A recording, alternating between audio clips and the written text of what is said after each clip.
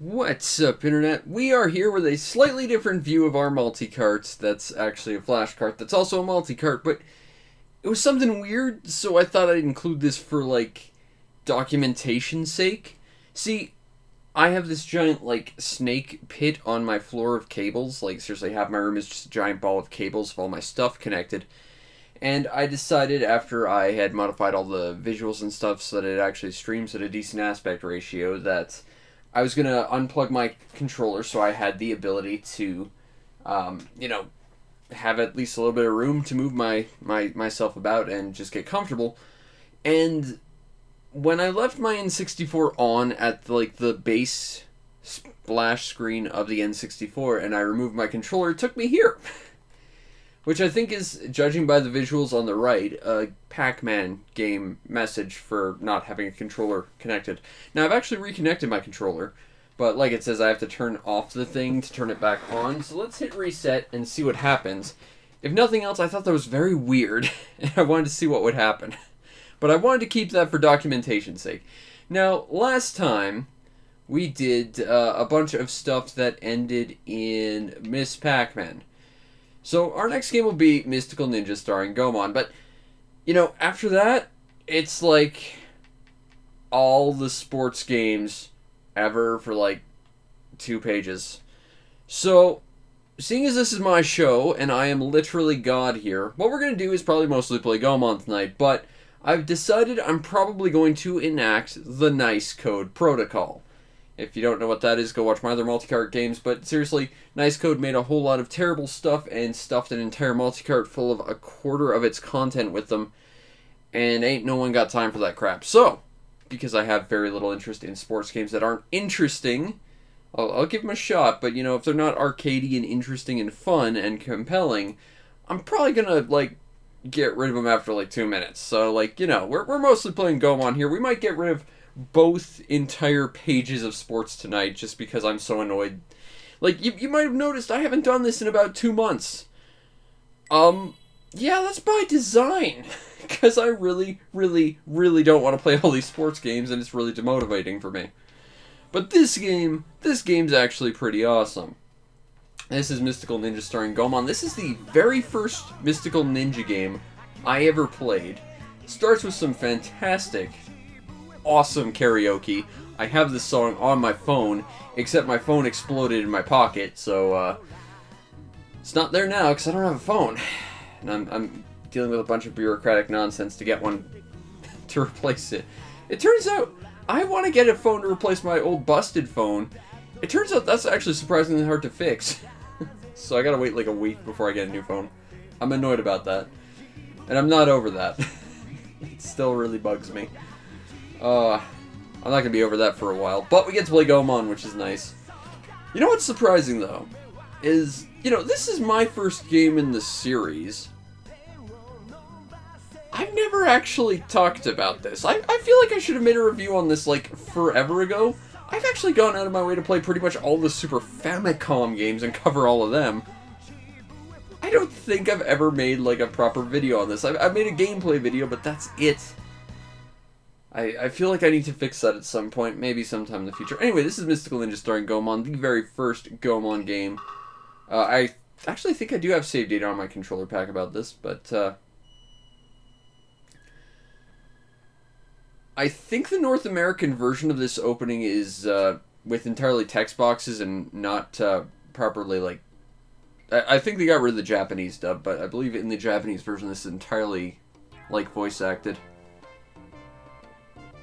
But, basically we get to play the Robin Hood of Japan, or at least Konami's variation of him, as well as the guy who spearheaded the whole Goemon project, whose entire character exists to make fun of the fact he had a Kansei accent, if I understand.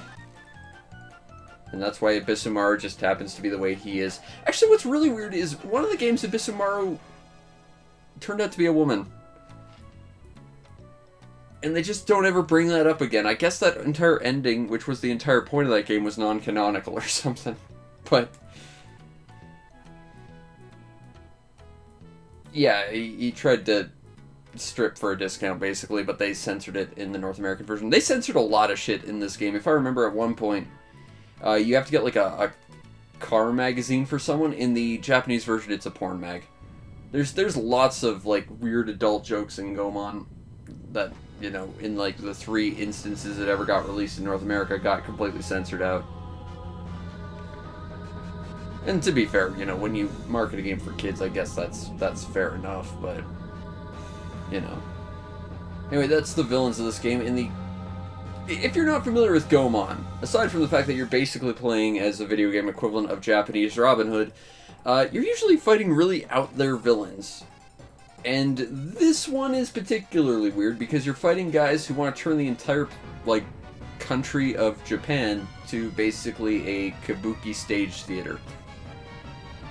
There's actually a really solid musical number towards the end of the game about it too, which is pretty cool. Oh god, that's flashing I don't want. Oh god. Oh god. Okay, photosensitivity warning that I have to currently deal with. I'll let you know when it's done. Oh, that's painful. I did not remember that.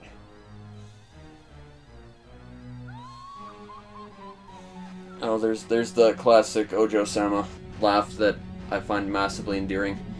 Alright, it's done flashing. For now. I don't remember this game having really aggressive flashing like that. But I mean, it was a product of the 90s. They weren't really up on that stuff yet. Actually, that's not true. I'm pretty sure around this point they've already had Electric Soldier Porygon, which was like the real cause that made people take up, you know, photosensitive warnings. Blech. As hard as it is to talk right now, I'm pretty sure it was Electric Soldier Porygon that really got people up on top of that stuff. What's going on? Now we're in a weirdly American-looking, or, well, Western-looking castle anyway. But yeah, this whole place is supposed to be like a giant stage theater for these guys, who are all based around, like, kabuki actors. Did I mention Goemon had some weird villains? I mean, it was entirely a weird series. That was kind of what made it so lovable.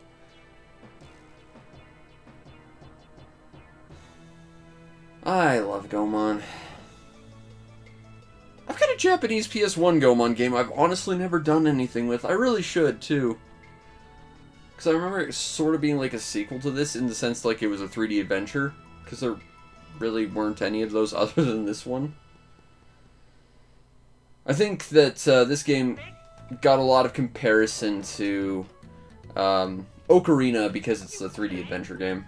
And when you compare it to Ocarina, I think it's going to happen unfairly. Just because Ocarina is, as a lot of people tell you, like the best game ever, although I would say it barely cracks top 5 Zelda games. But yeah, you compare this to Ocarina, this is just not as good a game.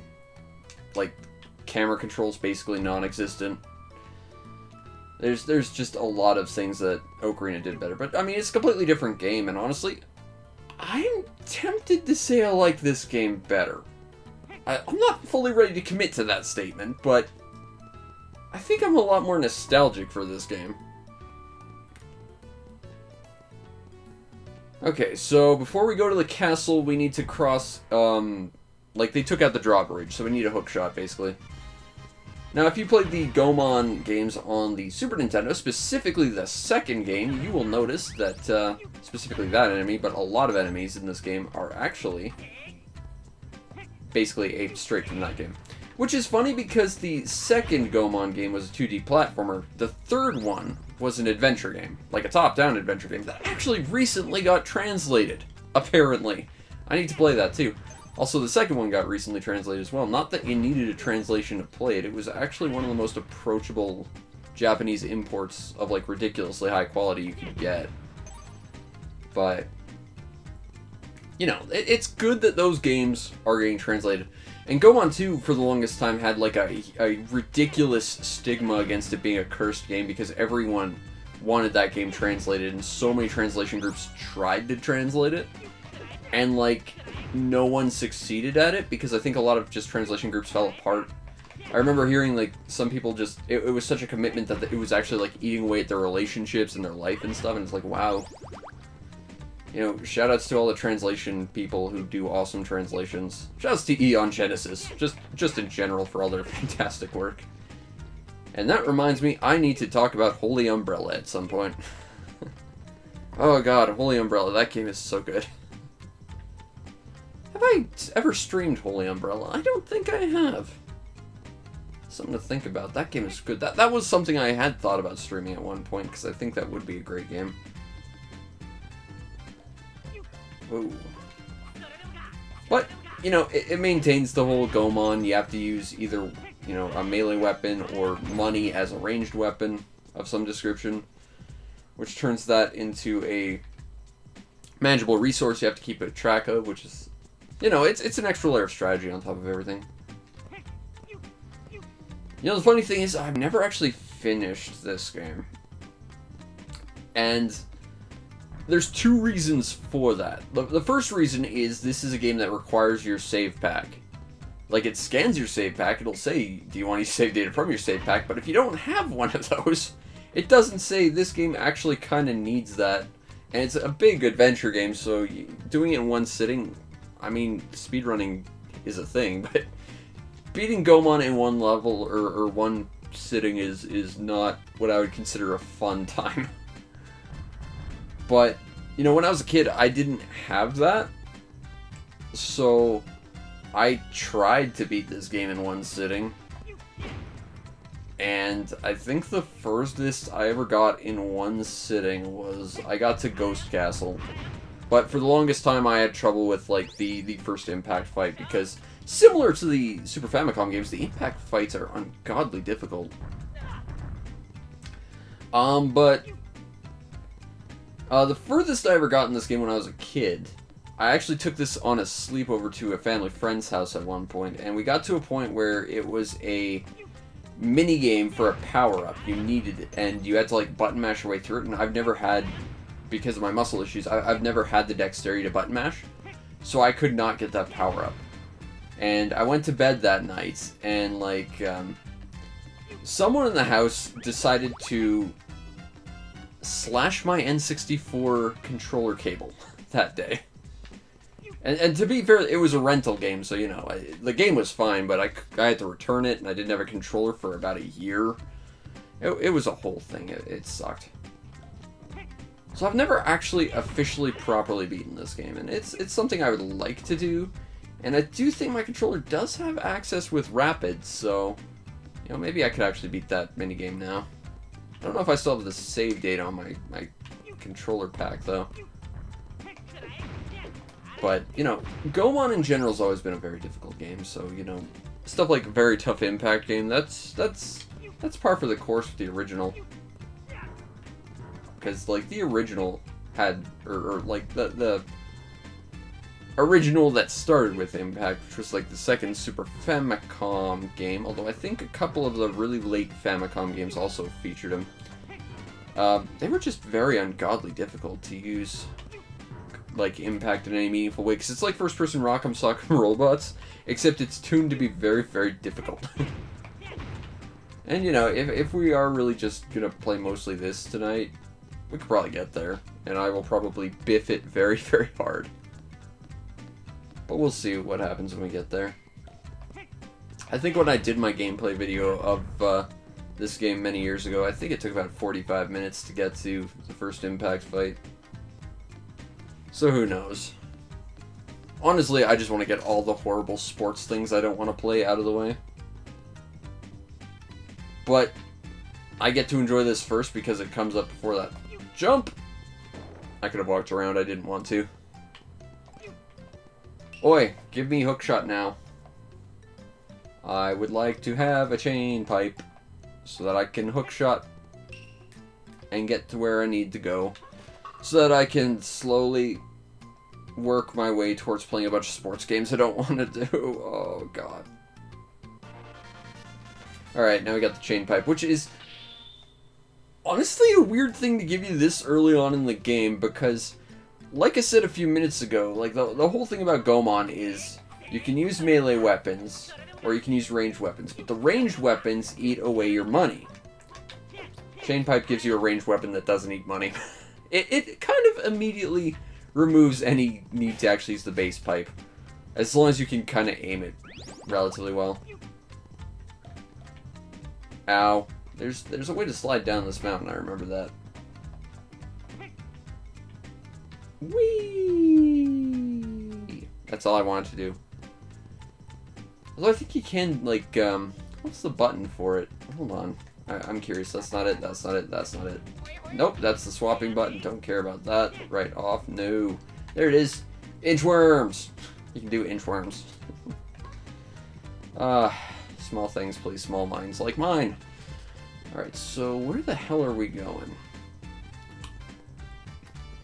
I mean, we're looking for the exit, and I could keep the map up, but the map just obscures everything. I'd rather just get through this on feel, honestly. But I like Goemon. You know, this was the game that made me aware this was even a series. I honestly thought this was the first one. I didn't realize there was a Super Nintendo game that came before it, let alone, like, 5 others on the Super Famicom that came before it, even if one was a weird puzzle thing we don't talk about. You know? But as an intro, I think this game's pretty fun. I honestly like it better than the 2D Goemon's Great Adventure.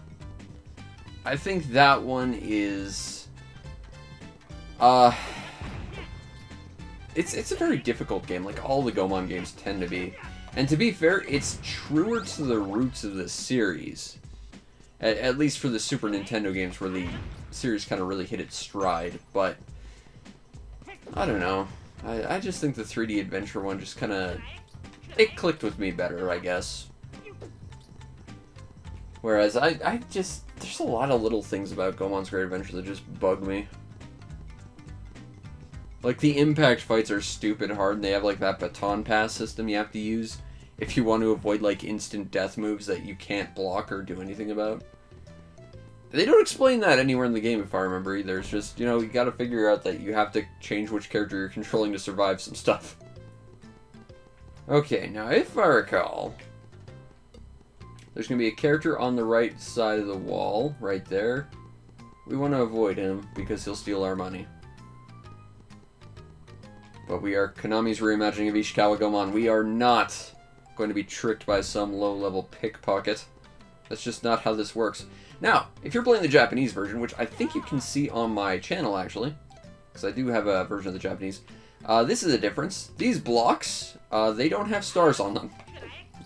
In Japanese, they have the manji, which, to avoid, you know, confusion with some symbolism that, you know, might make people upset for being in their children's game, they just changed to a star. To be fair, I think that's a fair enough change. I don't think many Western people know what a manji is to begin with. And I don't think many can tell the difference. I mean, it's to the point where, as I understand, Japan's trying to, like, create a like, alternate to the manji at this point, just because of the negative connotations with another symbol that looks very similar. That aped it. So, you know, star's fine. I mean, it's not like the blocks actually symbolize actually being lucky or anything. It's just, here's a block we need to symbolize something, and it's the block you hookshot to. So do that thing. Alright, now we're going up to the first dungeon. And here's one really cool thing about this game. The music in every dungeon is done in phases. Like, every dungeon has, like, one song, but it has, like, 3 different versions of it, depending on how far in the dungeon you're going. This is weird that there's a path that just goes here and goes nowhere. That's always bugged me. But, this is the first dungeon. Its soundtrack absolutely slaps. Here's a fun story. With the first game I ever made, I actually used this as a temp track for one of my character's theme songs. Which was actually a character that was basically a thief ninja. Just because it was high energy and it was just an absolute jam. Okay, come on. Let's get that camera. The camera is one of the biggest issues. Okay, we gotta jump and... There we go. Problem is aiming that. We'll make it work. Fortunately, you don't die from that. You just lose a little bit of life, but the area does reset, which kind of sucks. I need to stress, like, there is no camera control. The camera just sort of cameras on its own. So that's me literally just waiting for the camera to decide to do stuff, which isn't great, granted, but it's not the camera from Gex, so I'll give it that. It's not saying much, but You know, it's better than the camera from Gex. Alright. They've got big angry bouquets of angriness. But it doesn't matter because I'm going to run past them now. Although I do actually have to defeat them. I can't... I probably could snipe them here with my ranged weapons, but I don't want to. I'll take some Dongo. And go! I'll take that. Bop. There we go. There's still an enemy we've missed. Not gonna lie, the camera's not great in this game. Where is the thing we missed? Clearly we missed a thing because there's supposed to be something that spawns on top of this. Okay. Do we need to reload the enemy, or the area? Did an enemy fall through the floor? I don't think I've ever run into this problem. Okay, so let's try this. I'm gonna sit here. It'll be fine. Just gonna keep track of every enemy we possibly can at once. There we go. There we go. Not sure what happened the first time, but yeah, we broke this game a little bit, I guess. Either way, I love this castle. There's just something very iconic about its design to me. But I've also had to see this castle so many times over the course of my life because I couldn't save. Now I can use the map, which I never use. But that's fine. And these are little horseshoe crabs, which I did not realize until, like, last time I played this game. There's just little horseshoe crabs that are bigger than your character that you can use as platforms. Is that a cat doll? Did we miss a cat doll? We need the cat doll. Hold on. Let's just make sure. Yep, that's a cat doll. Fortunately, we can kind of cheese this a little bit.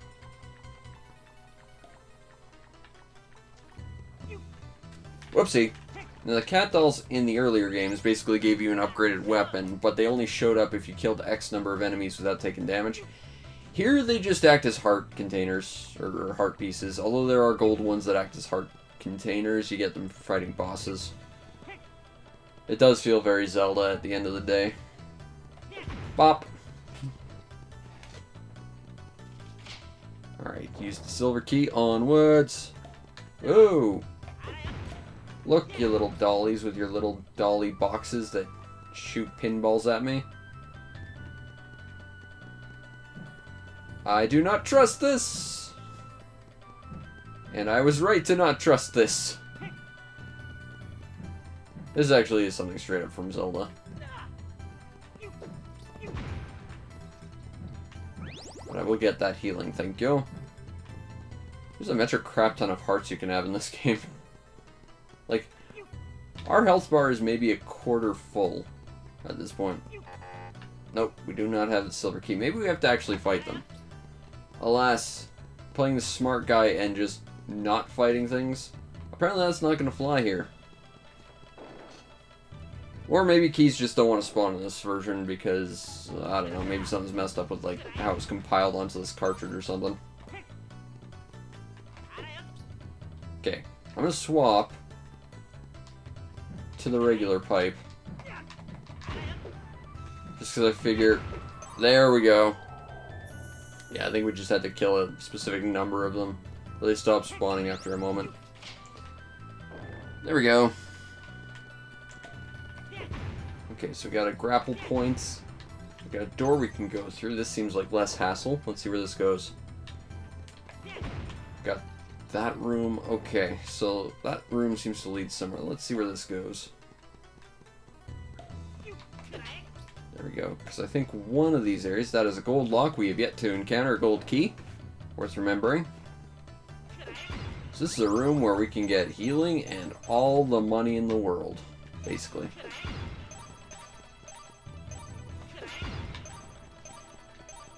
There we go.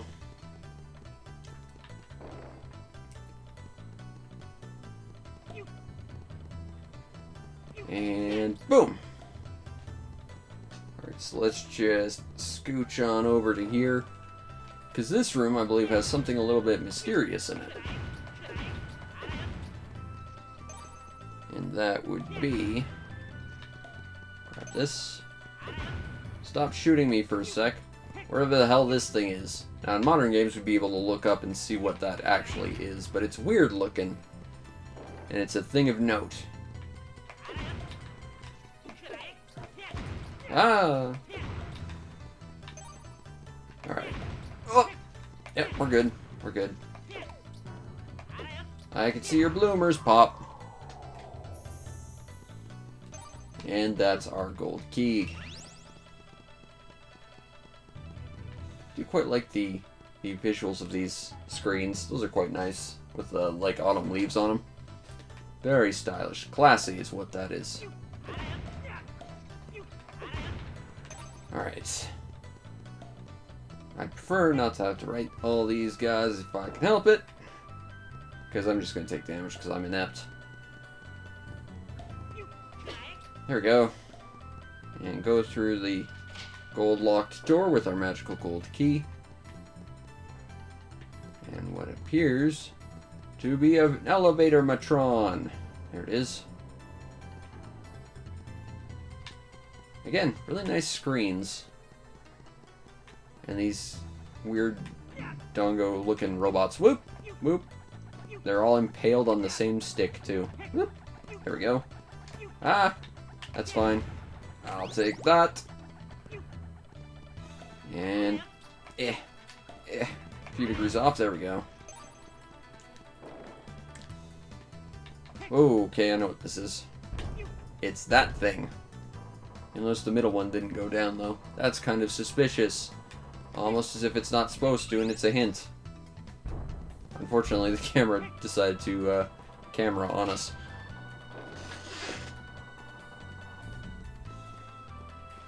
Barney Hide and Seek, a game that will beat itself if you leave it on long enough. No, I can't say I've played that. And I've played a fair few games. Jump, jump, jump! Man, I am just dreading having to turn this off and actually play all the sports games I don't want to play. Damn it, there's 2 pages of bastards.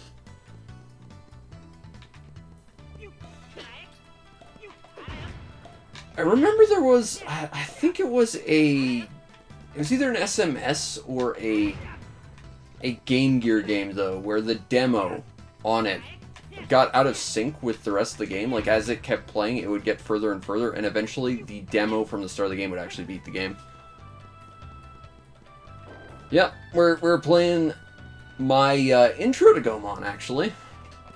At least for the first little while, and then we gotta play like 2 pages of freaking sports that I don't want to play. But at least this is gonna make me feel good for a little while. So we're probably gonna play this for a while. And then do like 2 minutes of every sports game on the N64 while I just turn to a blob of sadness. Alright, got the silver key. I think this was also a Goemon 2 enemy. There were a lot of them in this game. Again, in spite of the fact... Whoa. Okay. I guess my flashcard does not like whatever the hell layering that was. But as I've said, you know, this game, for whatever reason, it stylistically is a 3D version of basically Goemon 3, but it takes a lot of its cues from Goemon 2 for some reason, which is ironic because Goemon's Great Adventure is more like Goemon 2, but it's also a lot less like it. Whoop. Bop. Bop. It's Mr. Arrow. He points stuff out on the map. I don't love SPORTBALL. I like SPORTBALL when it's interesting. Like, you know, I loves me some Mutant Football League on the Xbox One. I will play that forever. I like weird, wacky arcade SPORTBALL, but, like, everything else can just not exist and I'll be happy. Alright, so we got some money and some healing. Ninja! Freaking Ninja Hattori-kun. Thought I forgot about Ninja Hattori-kun, but you were wrong. I remember. In fact, I remember so well, I actually watched a weird episode of the anime that was dubbed in English in India. That's how obscure we can get with Ninja Hattori-kun. Okay. I think we want to go to that door. Which means, if I jumped properly, we should have been able to skip one of those traps. Jump. Alright. Yeah, I'm thinking that, like, something about how this flash cart, multi-cart thing responds to some of the layering, it just doesn't like some of it or something.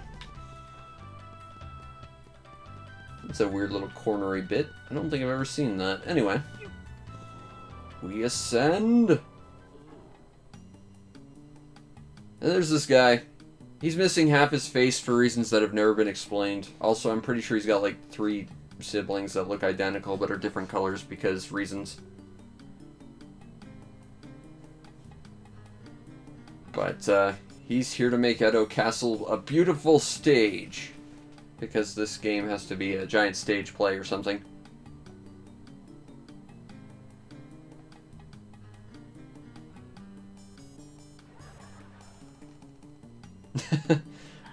I don't know if Ninja Hattori-kun is all that obscure. It's on every multi-card ever because it's a very, very small Famicom game.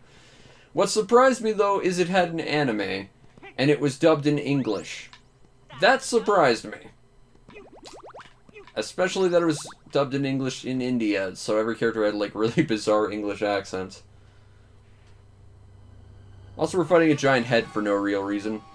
But those other things that we saw that were really suspicious were, like, his body that is never seen in the game because they're trapped below this floor. Also, flashing warning, I gotta deal with that myself. I gotta kind of look at this, but it's not too bad for me. Just photosensitivity warning till the end of this fight, I guess. Again, not really a problem now, but you know, back then, no one really listened to the case of Electric Soldier Porygon. Well, video games didn't anyway. It would be a very long time before people decided to make, you know, photosensitivity a mandatory feature in games. Which I'm very thankful for. Now hurry up and die, you stupid ugly head. You know, I think this is almost a missed opportunity that could have been like a giant Konami Moe head. That'd have been interesting. I think it's gonna... No, I was gonna say, I think it's gonna go the opposite way, but I guess not.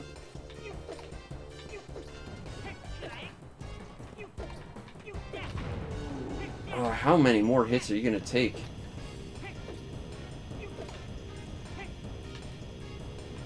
Jump.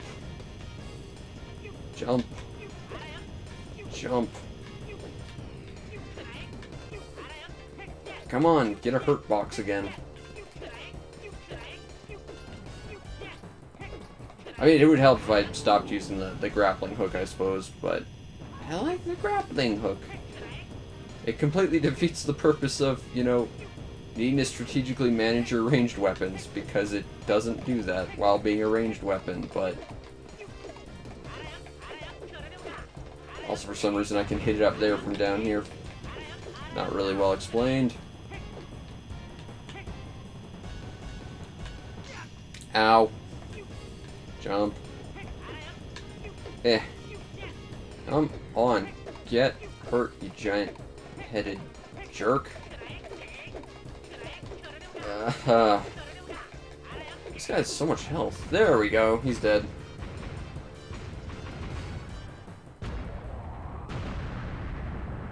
Speaking of anime, there was a Goemon anime for a while.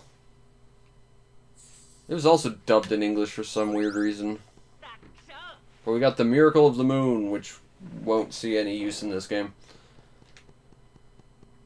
I don't know, I'm surprised. I've talked about so many, like, weird Japanese exclusive Goemon games that are absolutely great, but I haven't actually talked about any of the domestic ones.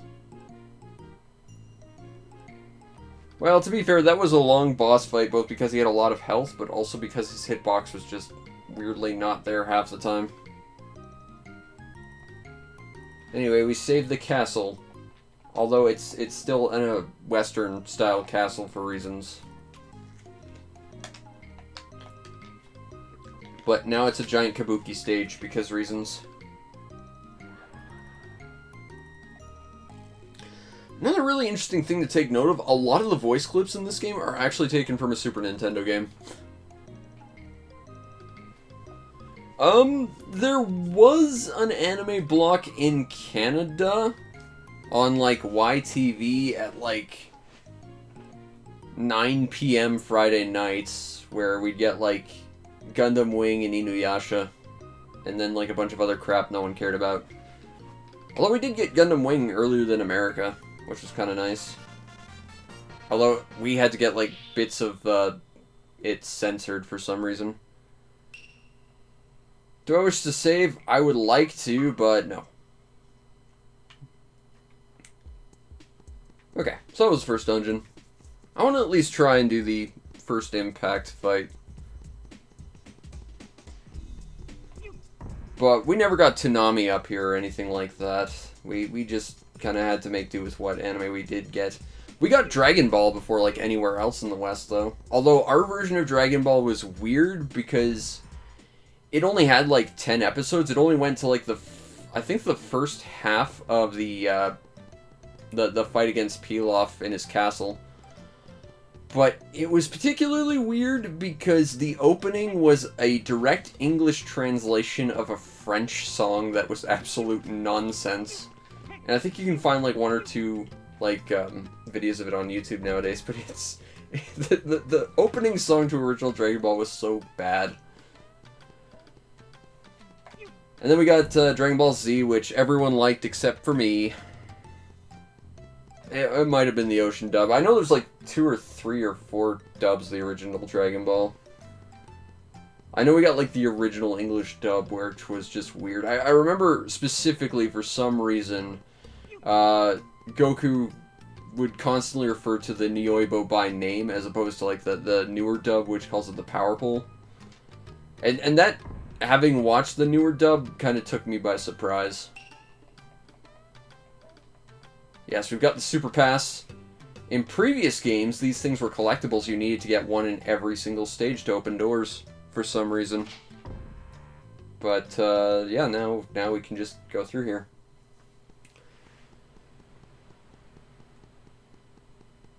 I wish we'd still get, like, new Gundams and different animes on TV. I've said it a million times, but fun fact, Zeta Gundam, dubbed in my hometown. And someday I'd like to get my my poster of the Gundam team signed by the actors that play them. That's a goal I have in my life. That and get a signed copy of John Romero's Daikatana that just has an apology written on it. I have fun life goals. I don't know what's used to break that block. I don't think I've ever encountered something that can. Well, that's the weird thing. We got it dubbed pretty solidly, I think, before America did. But yeah, we had some weird nonsense as well.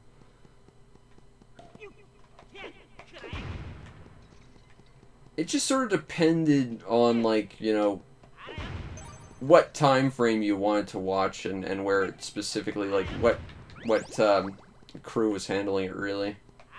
But yeah, it could be a bit of a toss-up. But when it was good, it was really good. Oh god, Fighting Foodons. That's an anime I haven't thought about in about 20 years. Actually, that's not true. I thought about it about 5 years ago when I found sprites for a Fighting Foodons game that stayed in Japan. Because I wanted to use it for some channel art stuff that never came to be because I'm not much of an artist. I really gotta get back on trying to actually make proper channel art for my channel at some point. But Fighting Foodons, I remember that being pretty crap. I remember Moncoli Nights on Fox being kinda okay. But that's the thing, where I was from, despite the fact we were relatively close to where Fox was stationed, which was Spokane, it was a toss-up whether or not you actually got Fox Kids on weekends. Which is kind of sad because, you know, that's how you got a lot of your anime. You either got it on YTV Friday nights or you got it Saturday morning on Fox Kids, and that sometimes just didn't want to play.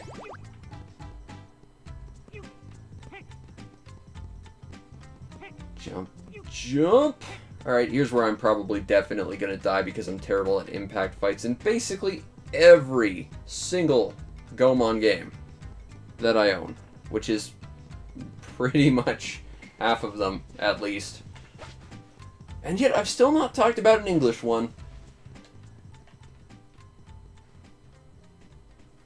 There's the wise man's house. We're gonna go talk to him. Oh wait, it exploded. I guess we're not talking to him yet. I think Fox Kids was probably one of the earliest places Westerners got anime. I mean, like, we got Toonami eventually, as well, the West did. I never got Toonami. Never showed up in Canada. We had to deal with, like, Teletoon. Although, to be fair, on Teletoon, we did get Cyber 6, which was, like, a Canadian-produced anime of a Italian, like, graphic novel that was designed like a manga that was made by, like, I think it came out of, some, like, Middle America type of place. I think. You know, it's sad. I just watched a freaking documentary on Cyber 6, and now I can't even remember. I gotta watch Cyber 6 again. That was a good show. Highly don't recommend reading the like, manga or, graphic novel it was based on, mostly because it's not translated, but it's also got a lot of stuff that's not safe for anyone, but the cartoon that was made in Canada was absolutely fantastic. Also, we get some more fantastic karaoke. This is also a song that was on my phone that exploded in my pocket that I'm still bitter about.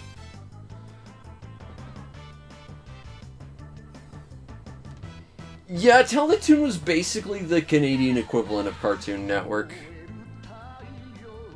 Sailor Moon, that was one we had. Although, Sailor Moon, I watched an absurd amount of that as a kid. That was, like, an anime that I watched. First of all, it wasn't on, like, any, like, time where you'd watch anime. For some reason, it was on at, like, 2 in the afternoon every day. But that was just a show that I watched a lot of because there was nothing else to watch.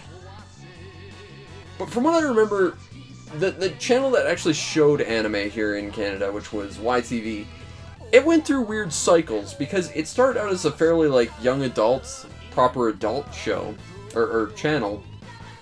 Also, I can twist his head. But then it kind of became, like, a kids type of thing, and it kind of grew with you. So it started as, like, a young kids kind of thing, and then it got older.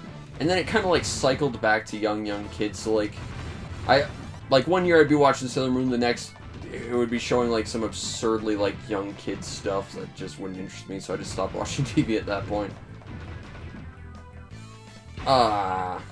This is a great callback to the original Impact scenes from Goemon 2, destroying half the country to save the third half after you blow up the monster in the second half. But wait, there's no 3 halves, so you just destroyed the entire country. I love Impact. He was such a weird character. He just wanted to be a disco dancer. Instead, he was a giant killer mech. Designed to look like promotional art from the original Goemon that looks awkward and bad. Also, there's an entire planet based on him. I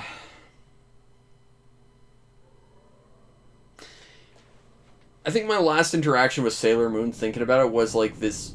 There was this incredibly shitty live-action Sailor Moon where Luna was literally a hand puppet. And it just looked so awkward and bad. It was Japanese only, but it's something worth seeing. Okay, so it's Rock'em Sock'em Robots with mechs in first person. It's very much like the Impact scenes from the second game. They don't give you a tutorial on how to, like, do this properly. It's just, hopefully you don't die. There's actually a metric crap ton of different abilities you can use too. So we can kind of yank Kashiwagi around here. Shoot him a little bit. You're supposed to block him, but I can't figure out what the block button is on this controller, because I'm not using a standard N64 controller. I'm using the superior Brawler controller. I think it was Sailor Moon Crystal. If you Google search, like, Sailor Moon puppet, I'm sure it'll pop up. Okay, yeah, he flies off. This is where you need this, because that'll pull him down from flying.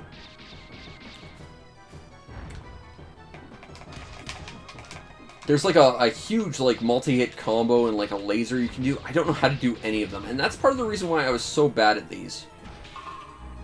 Oh, that's bad! Oh, that's bad! You can also kick him in a combo, but again, I don't know how to do that. They don't tell you how to do any of these things. You're not going to fly away, Kashiwagi.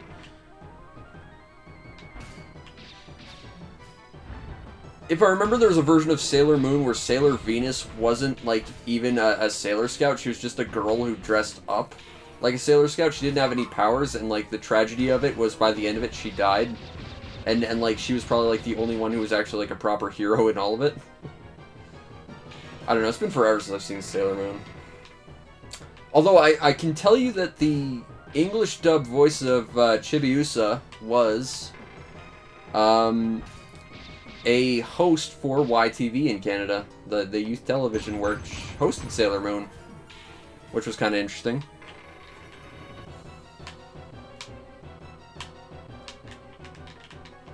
And I'm surprised I remember half this stuff about Sailor Moon, considering I haven't interacted with it in forever. I mean, offhand, I was going to say, all I remember about Sailor Moon is I really liked Sailor Mars. She was my girl. Why can I not combo you? Okay, punch, punch, punch, punch. Bop. You know, it's funny. Before I was doing this, I was playing Persona 5 Royal, and I just unlocked Goemon. So I just got Yusuke on my team. And now I play a Goemon game, and it's just sort of weird serendipity that happened.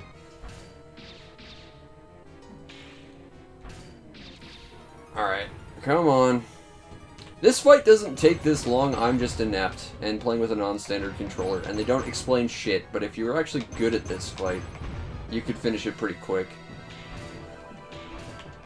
Oh god. I don't know what I'm supposed to do with this. I think I'm just supposed to sort of take him off.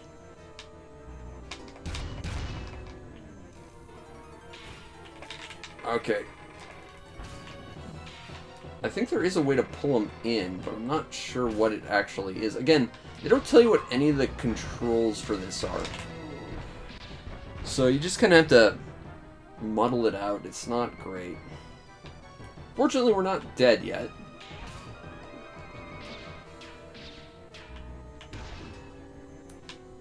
And we're just gonna have to live with this Sakura beam duplicated jerk for a little while. Don't worry, we'll get to the horrible sports thing in a sec. I want to fight this guy, though. I think I lost to him on my gameplay video. The sad thing is, I think on my gameplay video I did figure out how to do a very basic combo against this guy. But it's also been years since I've done that. Punch, punch, punch, punch, punch. Well, if anything, you can take this as an average fight in Impact. It's just, if you're not familiar with it, and why would you? They don't explain anything. I don't even think they explain things in the manual. You just sort of have to fumble around and hope you win. Which, to be fair, is fairly accurate to the Super Nintendo fights against this guy, too. Crap! Ha ha ha ha ha! I can do this. Doesn't seem to do anything, though.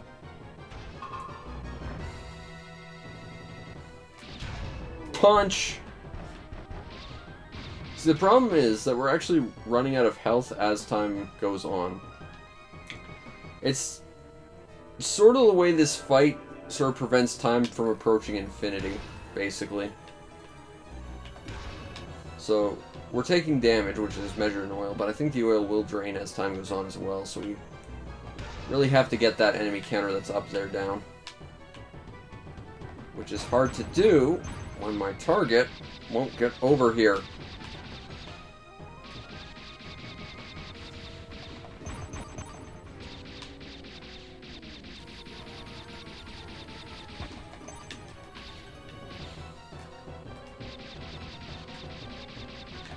Come on, Kashiwagi.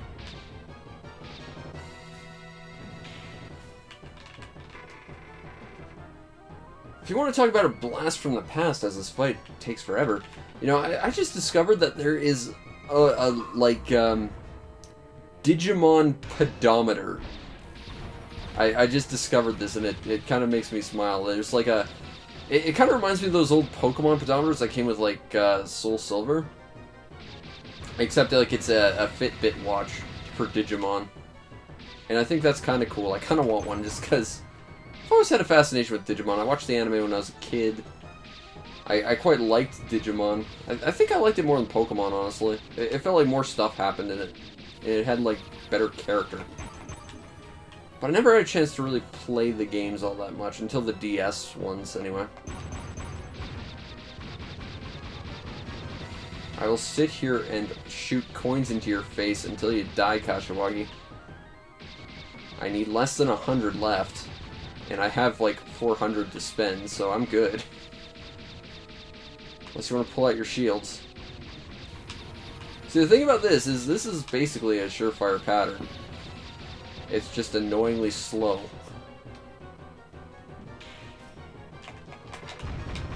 Actually, what really impressed me about this Digimon Fitbit thing that's out is there's a crossover Digimon that you can plug into it that's a crossover with Metabots, which makes me so incredibly happy as the biggest Metarot fan ever. And now I'm reminded of how I want to stream Metarot someday, so that would be fun. Hey Sly, how you doing? You're here to witness all the bad sports games I don't want to play. I know how much you enjoy my suffering. Well, you get to see all of it, because I got 2 pages of it to get through I don't want to deal with. Get back here. I have no idea how I'm supposed to do stuff to make you want to... Oh, hello. Hold on. Like, I see that... Ah, ha ha ha ha ha. Hold on. I figured a thing out. Get back here. Button mash. Yes. Yes, yes, yes, yes, yes. There we go. There we go. We did a thing. We might actually be able to beat Kashiwagi. No, no, no. I don't want you to deal with that. Okay. So this fight went a lot longer, but we figured it out. We have to mash the A button. Bear in mind, mash it to actually pull him closer. Whoopsie! Oh god. Yep, yep, yep. That's bad, that's bad. We're about to die. Got all the warning lights that are saying, yep, you're definitely about to die. Well, that was not the proper combo, but we won! Yeah, this is Mystical Ninja starring Goemon. I've been enjoying it for a nice 50 minutes before we have to do freaking sports that I don't want to play. Superman 64? That one's up there for sure. I've played it before. It's not the worst game I've ever played ever, but it's bad. I don't know. See, it's probably gonna be closer to something like 15 or so parts, I figure. Because we're about 30 or so parts in, and we're, as of about now, halfway through our cartridge. So to get from here to... I think this is the way we need to go. To get from here to S, it will be about, 25 parts or so. The robot battles in all the Goemon games are just crushingly difficult for some reason. They never explain any of them, which is annoying.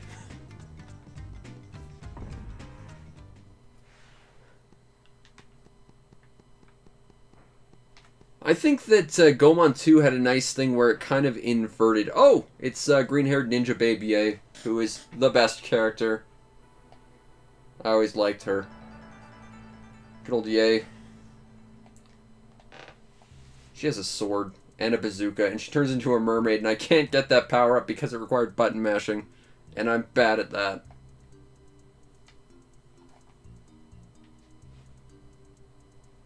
No kidding!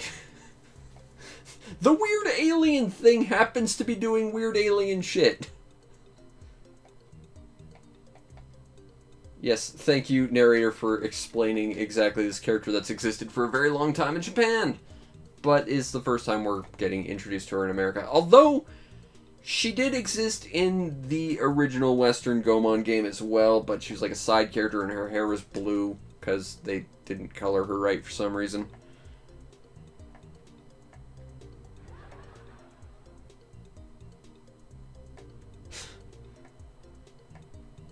I mean, I'm pretty sure they're often the same, yay. That's why you're part of the team. I highly recommend you go watch the Goemon anime because of how awkward it is. Because, bear in mind, it takes place in the real world, and these are characters from a game that are like half the character's height because they're just weird and awkward. And then go watch the weird English dub of Ninja Hattori-kun that was dubbed in India for reasons. But that was the first chunk of Goemon. My intro to the series, anyway. I really need to talk about it, or any English Goemon game at some point. But I haven't yet, for some reason, even though I've covered so many Japanese ones. Alright, so next is Nagano Olympic Hockey. Now, I've said this before, I will say it again, I'm pretty sure I'm going to have to invoke the legendary Nice Code protocol for this nonsense, because we are getting through all this crap tonight. And I only have like an hour to get through, so let's power through this stuff in about 2 minutes each. Unless it's really, really good. Developed by Treyarch. Interesting. Okay, so, no, I don't care. That's fine, let's not, no, go away. LNR, there we go. Hooray for Olympics! Beginning game. Oh, good. France versus Canada. Well, I mean, represent, I guess. I don't know what icing is. Are we having cake? You know, the best hockey games are the ones where you get to play as guys with buzzsaws and you can kill your opponents. Those are the best hockey games. These ones are just boring. I don't know what that means, game.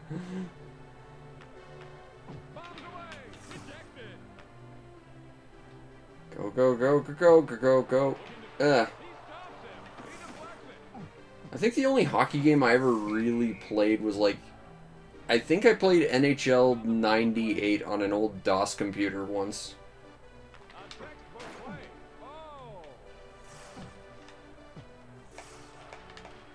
Okay, so how do I execute this guy?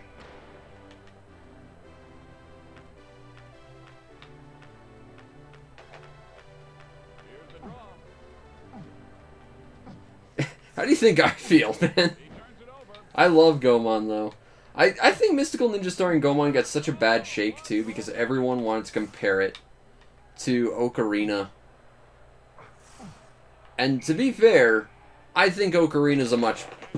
Like, it's functionally a better game, but I like Goemon better. Oh, God. Frickin' SPORTBALL. I have no idea. If hockey pucks glowed in neon colors, that might be interesting, though. And we can't have that. So let's go Nagano Winter Olympics. It's the same game. Oh. So one of these is the hockey game, the other's just the full Olympics? What? Okay. Confused. I don't understand. This one's made by Konami. So I guess there was just two Nagano Olympic games made by two different groups of people, I guess. Why? What? Why? I thought they were like official sponsors, so you could only have one person. Alright, whatever. I don't care. Let's do downhill skiing. We'll pretend it's free ski, which is a much better game. Or ski free or whatever. I heard someone tried to turn Ski Free into a horror game. And that's just like a game you can find online. It's like Ski Free, but a horror game. And that, to me, is just interesting. Like, I don't like horror games in general. I don't horror very well. I like surrealist psychological horror, but like monsters going boo, I don't like so much. As someone who has an audio sensitivity, but... You know, I think the idea of turning Ski Free into a horror game, because I remember it being a horror game with that stupid Yeti. The funny thing is, if you just hold down, like, Enter in Ski Free, you go twice as fast as the Yeti. I think that was a comic at one point. I think I read a web comic where someone actually had to point that out to another character and it, like, threw them into an existential crisis.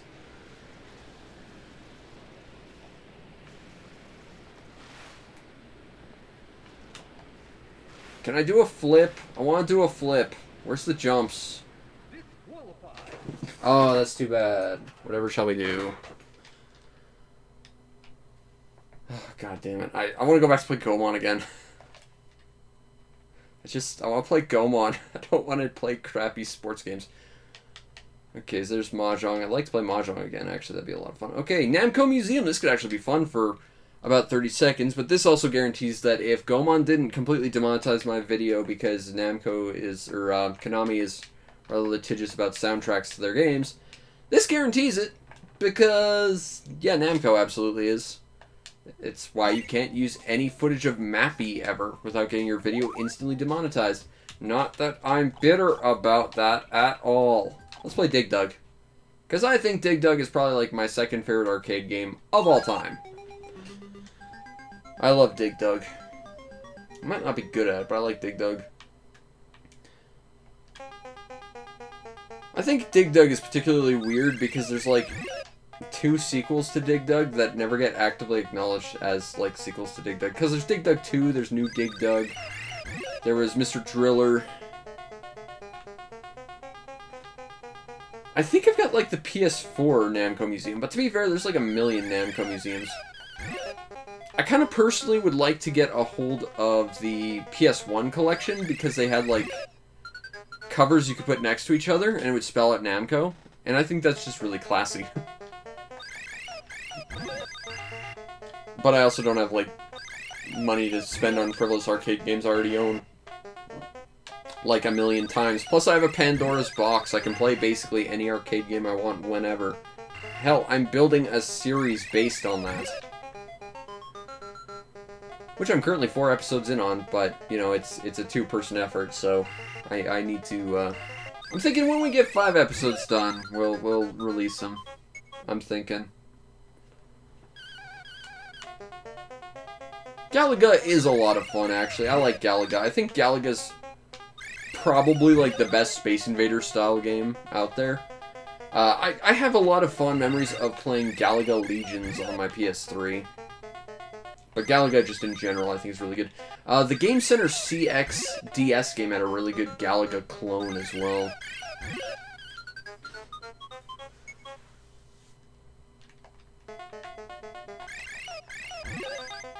But yeah, I really like Galaga.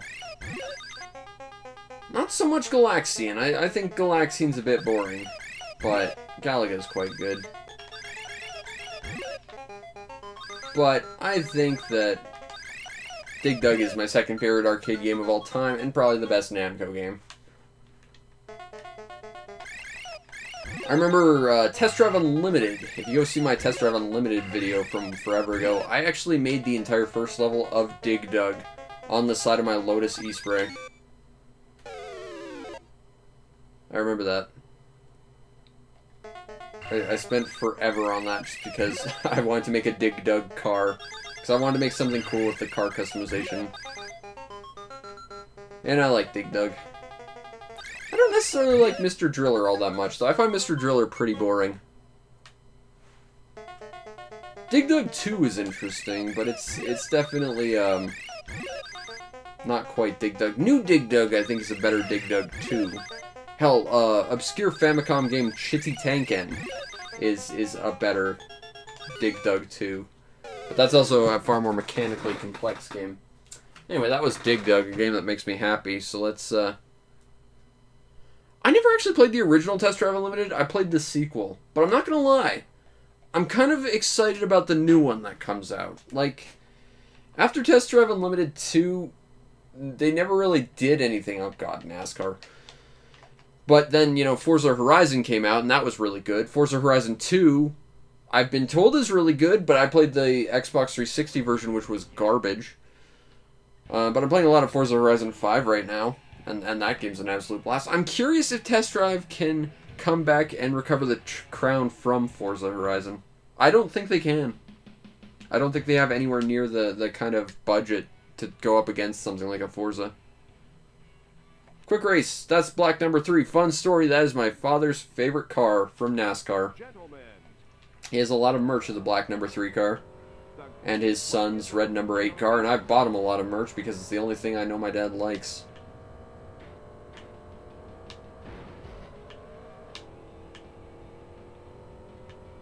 But I think the only NASCAR game I've ever really played is there was a kind of a nice one on DOS where you could like draw on your car to like give it any kind of paint job you wanted. I remember that game being pretty good. Yeah, see, NASCAR is exactly the antithesis of what I dislike about a lot of racing games. I've said it before, I'll say it a million times, I don't like track racing. I like racing in open areas where I get to decide my own route.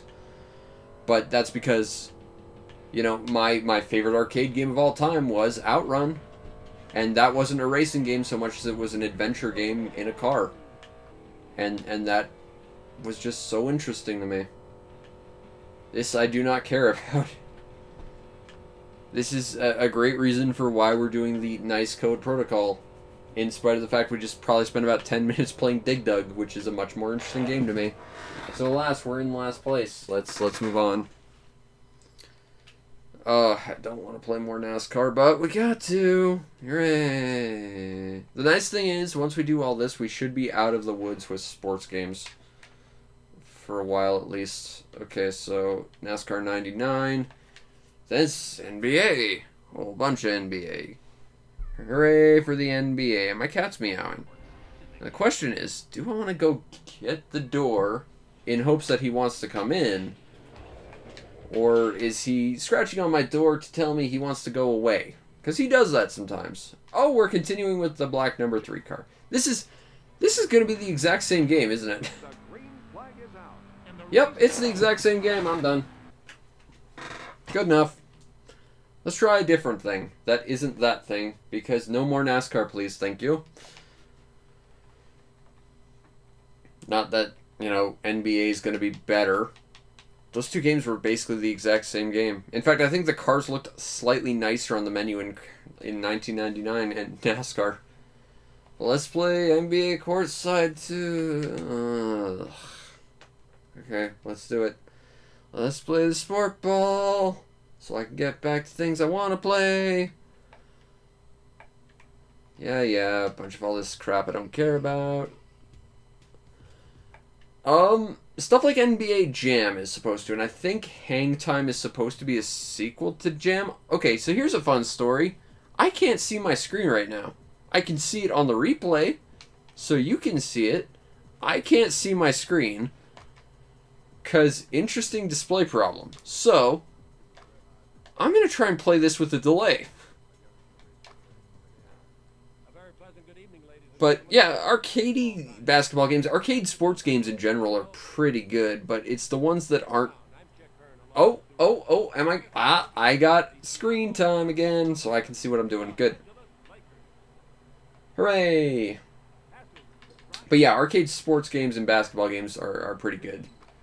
But I think the more you adhere to trying to be realistic and the less you're trying to adhere to just having a fun, goofy time, the less good your sports game is going to be. But I think part of that is adherence to realism means that your game's automatically outdated the moment it comes out. And therefore it can't be terribly realistic because there's always going to be something more realistic around the bend. Whereas things that aren't adhering to realism and just being a dumb, goofy time are going to be timeless. And I think that's far more interesting for sports games. Also, here's a fun story. I'm not actually controlling any of this crap. I have no idea why, but sports games always have a mode that just lets the game play with itself, because watching a game masturbate is definitely my idea of a good time. Who designed games that have that feature? Why would I ever want to watch a game play itself? That's dumb. That's literally the antithesis of playing a game. NBA Hangtime. I think this was the sequel series, sort of, to NBA Jam, which means it might actually be kind of good for a few minutes. Alright, I guess we're back. I guess that did it. We've got audio at least. Much as I care not to continue this. On some more sport ball, yay. I'm turning down the audio just slightly. But yeah, these type of things were mostly made just for sports enthusiasts. But, like... yeah, I don't know anyone who cares for these things that aren't like the weird, interesting sports games. It's the interesting sport games are fun. But, like, when you try and be simulation, which is what most of these things ostensibly try and do, they're just bad. They're just bad, and they're immediately out of date the moment they get sold. Alright, that's, okay. In the Zone 2000! I don't want to play in this zone. I'm very much out of the zone. Hooray, it's more NBA. Look at all these things that are advertising different teams, most of which are probably no longer around. Because this game is dated as hell.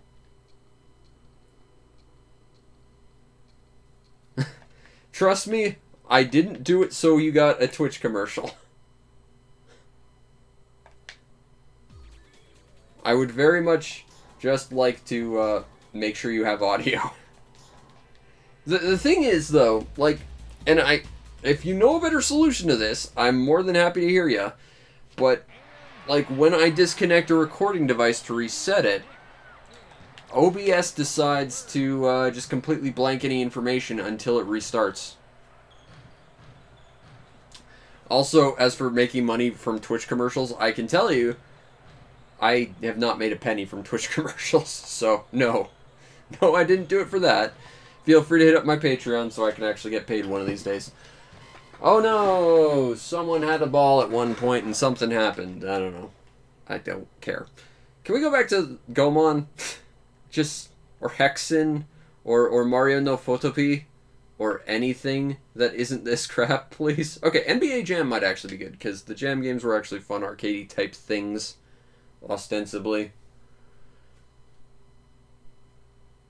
Hopefully we'll have a signal and audio. There's not enough pages. That's fine. Actually, I should delete NBA Hangtime. I don't know why that's there. Yet, feel it. Hey, it's Iguana! It's a giant wall of places I don't think are even around anymore. Jam and Sim. Well, obviously I'm not doing Sim anything. Screw that noise. I will be Spurwell. Because that's an actual name, I assume. Oh god, this is different than the,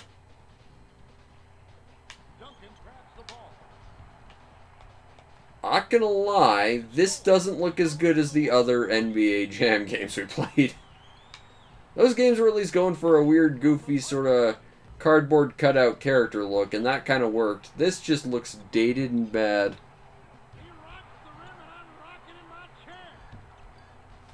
See, the problem is, if Konami put those games on Steam, it would probably be handled by Pico Interactive, which would just make me sad.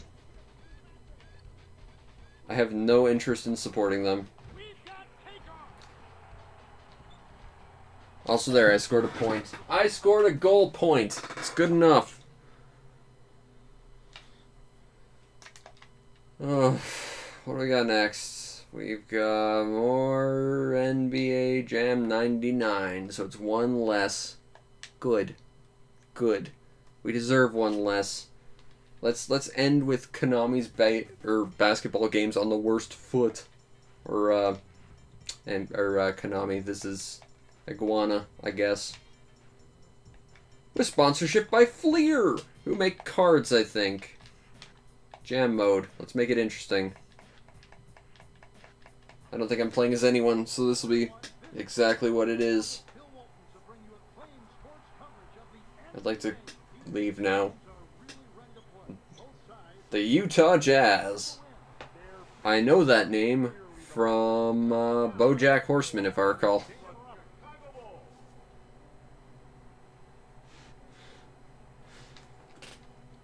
Oh, God, let's just not play this.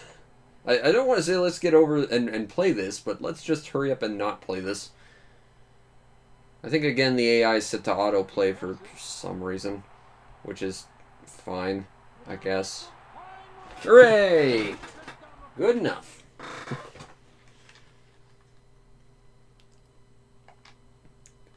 Oh, God, we still have like a whole page of these stupid things to get through.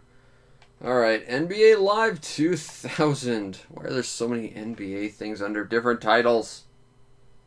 They're probably handled by different people, I'm guessing, but, you know. I don't think we need one NBA game.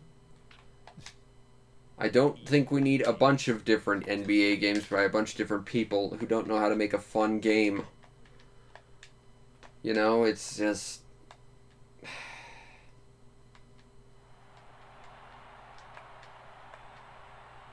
Oh God, this looks exactly how it looks. And is at the exact frame rate it seems to be at.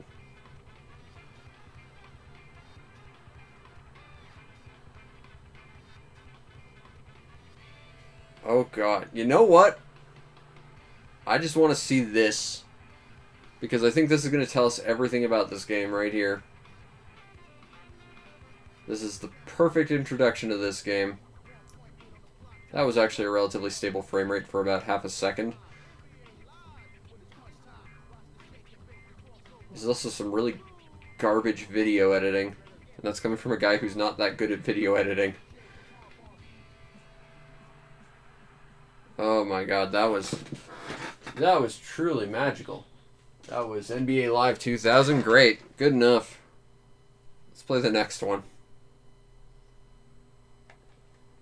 Okay. We are up to NBA Live 99. On the bright side, after this we only have one more NBA. On the downside, we still have NFL, NHL. Oh God, it's not going to end. That soundbite is the best thing about any EA game. Don't care. Continue.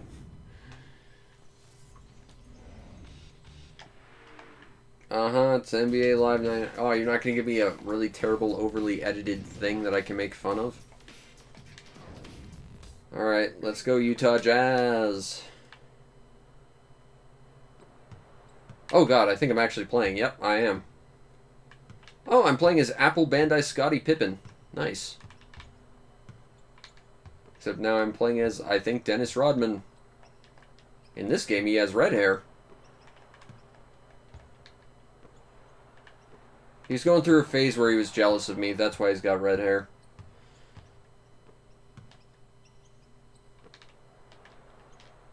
On the bright side, you're actually using the A button to do stuff. It's not like all delegated to the C buttons for whatever baffling reason.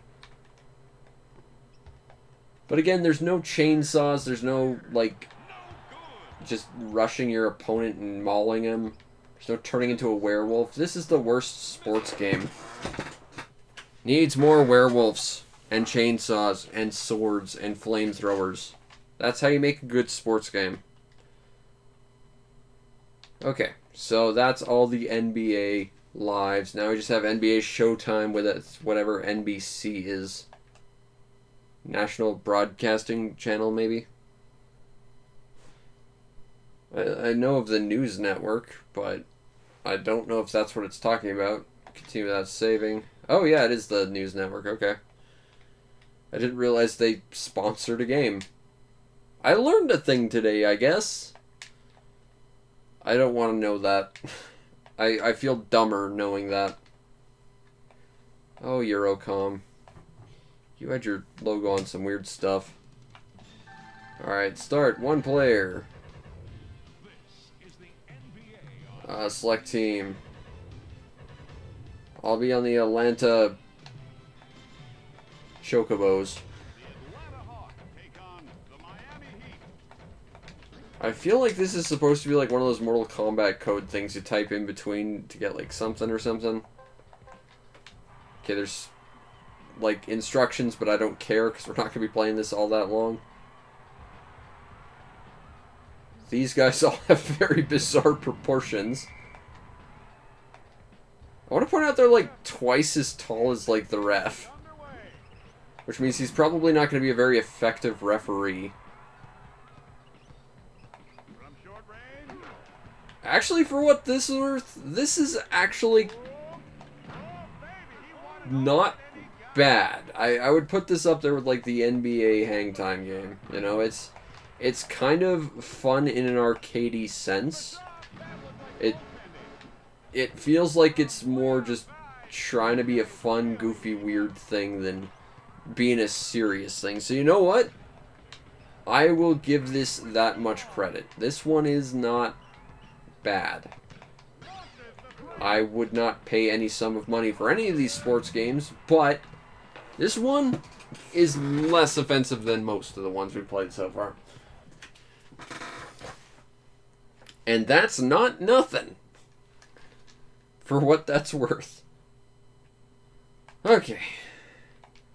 Now we gotta do the things that aren't freaking basketball, because now we got Tetris. That's a nice palate cleanser. And then we have a lot of football.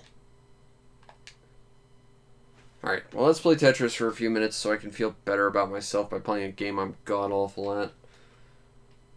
I don't care.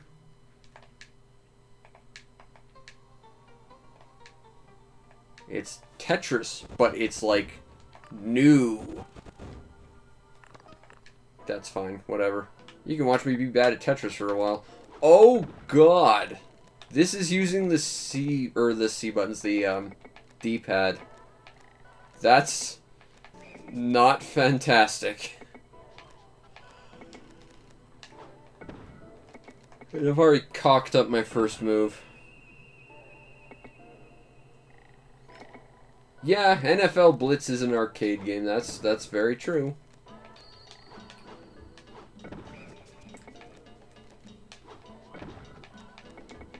Okay, what do I want to do? I want to curl up into a ball and cry because I'm playing Tetris right now. Drop that there. I don't like any of these options. That can go there, I guess. That goes there, obviously. That go there. Yeah, you go there. I'd really like to get that square block. Plop that right there.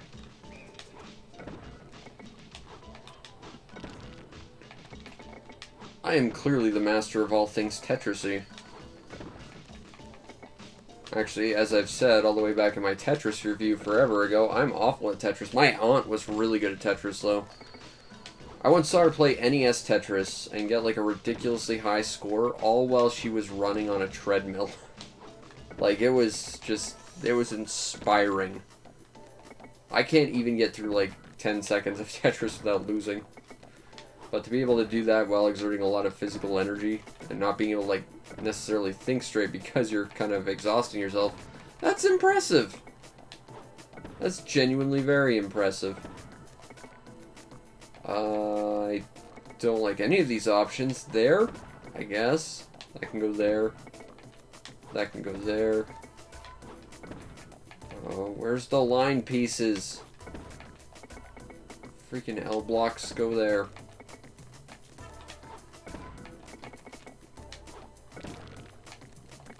Go there. So basically what I'm saying is I'm going to be the next Tetris the Grandmaster. And that's all you really need to know. Actually, just in general, I'm really bad at these falling block puzzle things. I kind of like the Disney one that we played earlier. That was a pretty good Tetris game, though.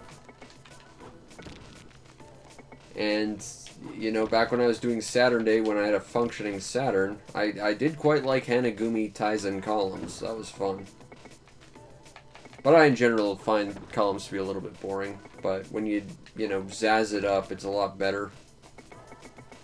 There we go. Yep.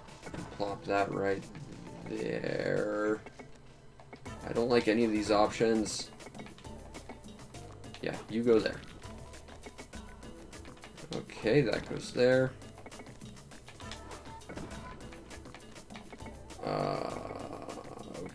Okay. That was how I wasn't going to want to do that, but I did it anyway. I don't know how to Tetris very well. Also, it's like 6 a.m. My brain is mush. I spent the night editing and releasing videos and then playing Persona. Which is a much better game I'd like to get back to doing. Alright, well, we gotta get back to sports anyway. Tetris, though, it's fun. I'm just garbage at it. Okie dokie. Boop-a-doop-a-doop-a-doop-a-doop-a-doop-a-doop. NFL Blitz! And NFL Blitz Special Edition. I'm not sure what the difference between those two is. I guess one is just, like, special, and the other's just boring. But it's Blitz! Okay, so let's play some football. No. I'll be the Arizona Chocobos. Now let's go. Why do all the Midway games have like these weird things? And do they actually do anything of value? Hold the turbo button. Whatever that is. Yes. Yes, there are. There's a full page of sports. I'm not looking forward to it, but I'm the idiot who's doing them. See, this is why I haven't streamed one of these in about 2 months. It's because I didn't want to do this. Good enough. I got tackled by the ball. Or whatever. It's fine. It's fine. Whatever. It's fine. Oh god. It's not fine. We have so many more of these things to do. Yeah, we got to here, so 3, 4, 5, 6, 7, 8, 9, 10 more. 10 more sports, and then we're done. And I think that's the majority of them. I don't know what makes this so special. I don't rightly care. Is this a game where you actually, you know, use your feet with the ball? Or, you know, what makes this game of hand-to-egg so much better and special? I don't care. Just let me... I don't want to play, but, you know, just let it go. That person had a face of some description. I couldn't tell you what, but...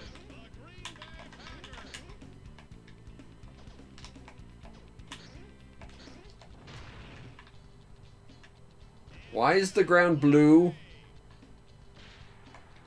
Okay, use turbo. Don't know what that is, but it wasn't that.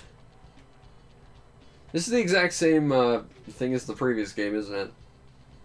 What is turbo? Turbo is Z, so why not say Z? Go, go, go. Oh.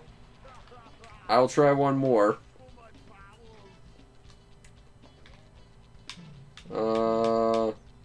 That. We'll do that, whatever that is. Alas! Truly, the end of an era of sport ball. The Arizona Chocobos will never be able to show their face in the sport ball dome again. Alright, next is NFL Blitz 2000. We're getting there. Slowly, but surely. We're getting there. Oh god, it's not ending. It's unending. I'm trying to cut this shit down to like 2 minutes a game, but... Oh god, what's with this? Okay, play. Don't know why things were freaking out visually. It's fine. I mean, it's probably not. Still don't care. What is with that guy's face? It has not changed between games.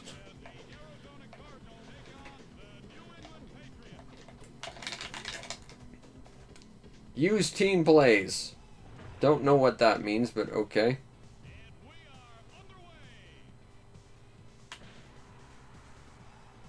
Still not telling me that Turbo's Zed. Maybe Turbo isn't Zed anymore. Yep, nope, it's still Zed. So I guess Turbo just isn't very turbo-y. Go, go, go. Hooray, we made very little distance. Let's continue on. This is painful. Like, genuinely, I'm in pain from doing this. Alright, the next thing is 2001, I think.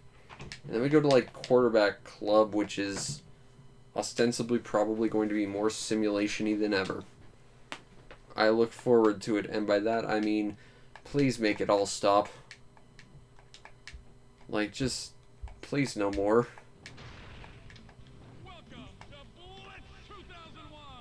Alright, that's fine. Don't care, go away. That's good. Good, good. I just want to button mash my way through this so we can not be playing this anymore. They still haven't done anything about that guy's face.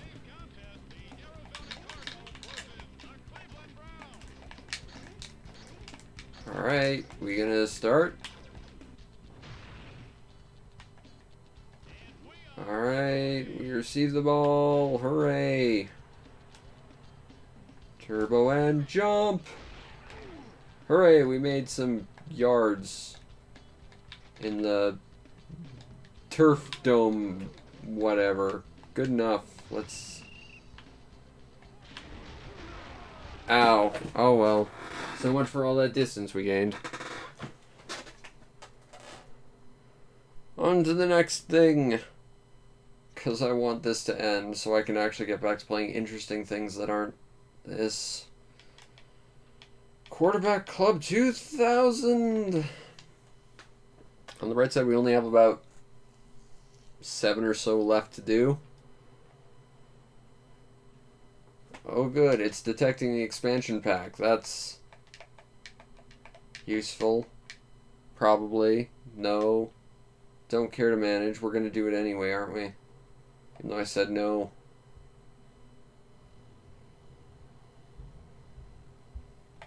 Uh-huh. That's fine. Exhibition, great. We can watch the game play with itself for about 30 seconds.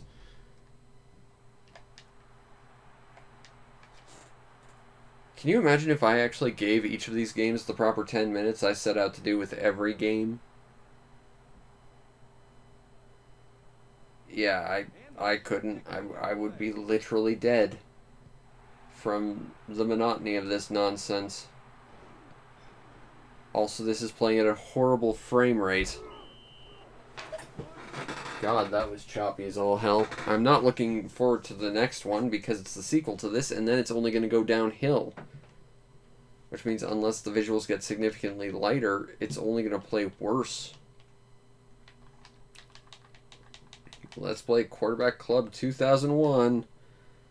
As much as I don't want to. Okay.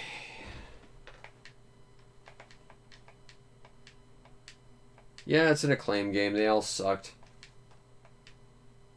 Fair enough. Actually, I do want to delete this. Or not. Whatever. I don't want NBA on my memory card, please. Make that go away. Freaking Acclaim. I know everyone wants to defend Acclaim because Turok, but Turok wasn't that good. And I'm not just saying that because I'm bitter that I can't have Turok footage on my channel because it'll get copyright claimed. I'm saying that because Turok really wasn't that good. And Acclaim just, by and large, broad strokes, didn't really make anything of quality. Or publish anything of quality at the very least.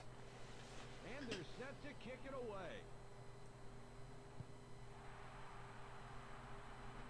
For what it's worth, this is actually playing at a slightly more stable frame rate than the previous one. At times. But that's not much better.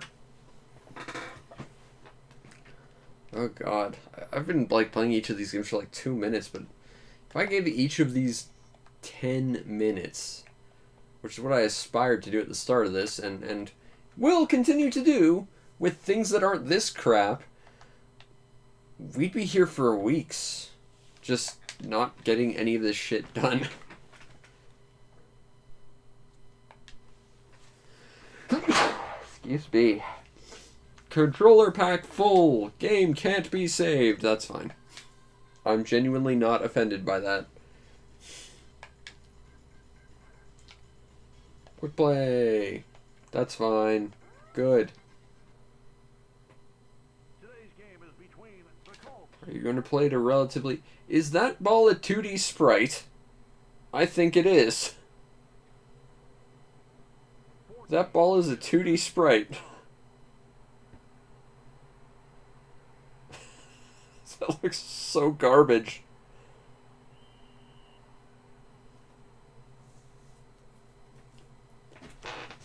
Alright. Hit the showers. This is good enough. On to the next one. I don't even remember which one that was. Oh crap, we might be in trouble. I think that was 98. Let's say it was. Let's do 99 next. If I missed one, I think I'll survive with that knowledge.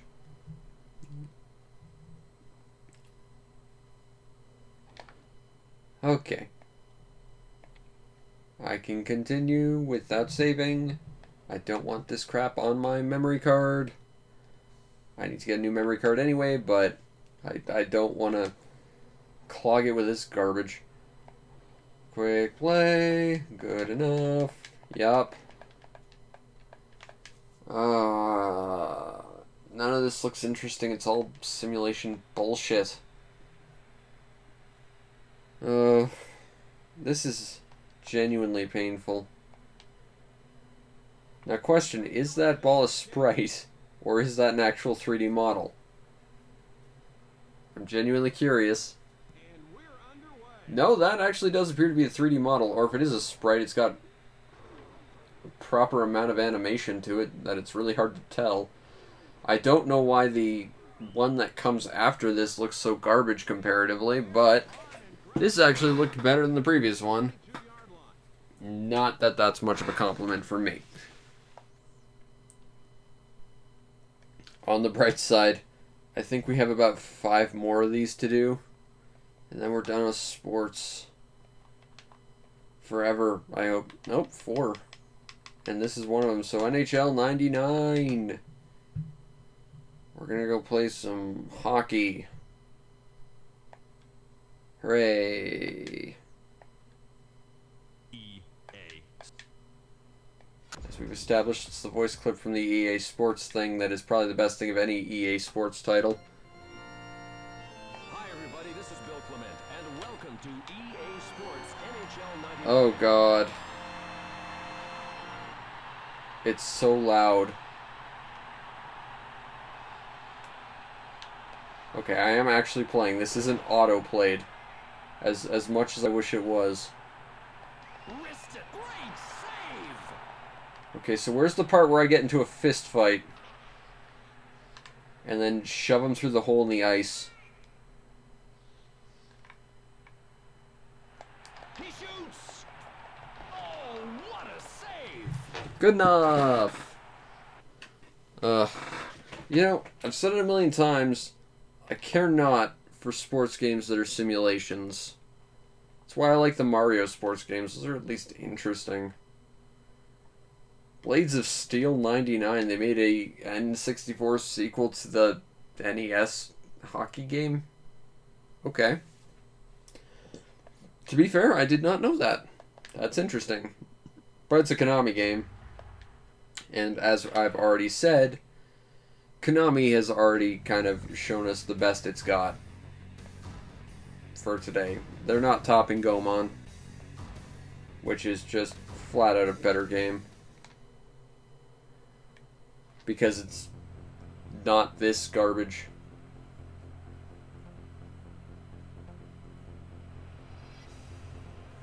Alright, let's see if this does have brawling in it. Sure, why not? Oh god.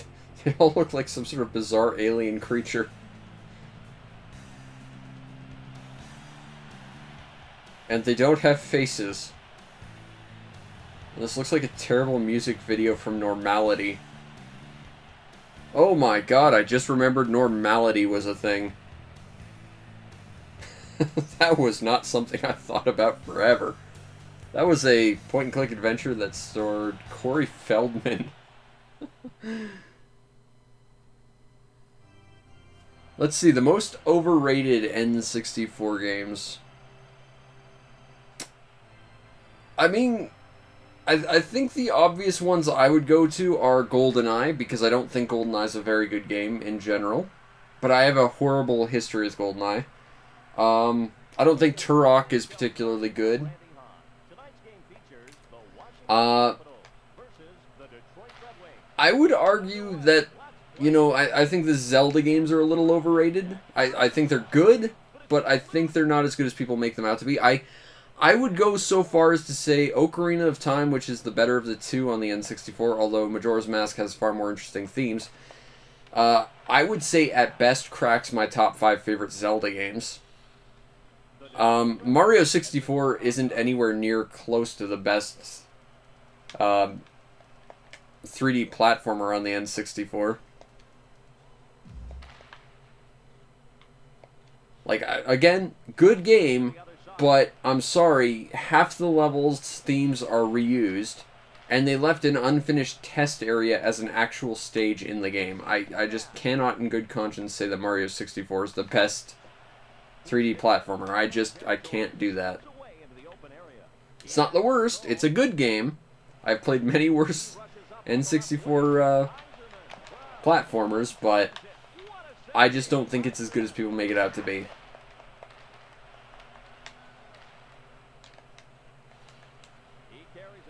So where's the part where I take off my skate blade and drag it across their throats?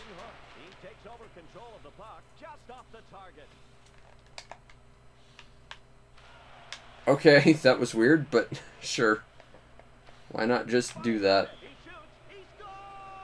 Oh no, we lost. Such presentation. Much wow.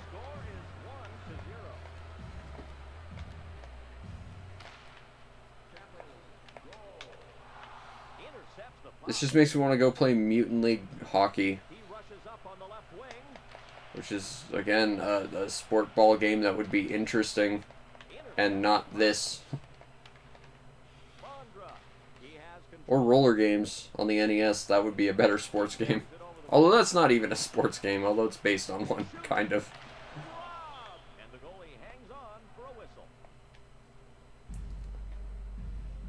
Oh god, so much branding. From people who aren't paying me to show it off. Where's my cut, Tops? I didn't ask you to put your logo in my amusement or on my stream, and yet here you've snuck your way there. Oh, freaking sports. Doesn't look like there seems to be a way to start a fight.